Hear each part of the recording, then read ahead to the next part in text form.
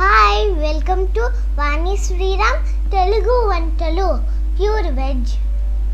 Hi, చారు లేదా రసం అందరికీ తెలిసిందే, కానీ నేను చేసే వెరైటీ చారు కూడా చూసి మీరు కూడా ట్రై చేస్తారు కదూ. దానికి కావాల్సిన పదార్థాలు: కందిపప్పుని ఉడికించిన తర్వాత అందులో నీళ్లు పోసి ఆ నీళ్ళని చిక్కగా వేరే గిన్నెలోకి తీసుకోవాలి.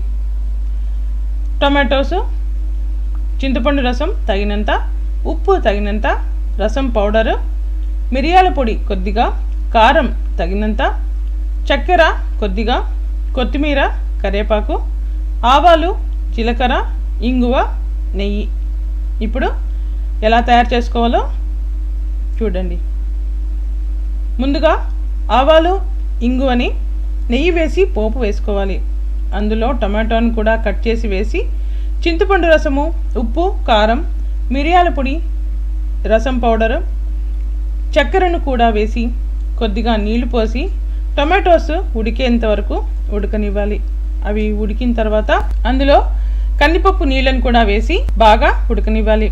తర్వాత కొత్తిమీర, కరివేపాకును కూడా వేసి చారుని దించేసుకోవాలి.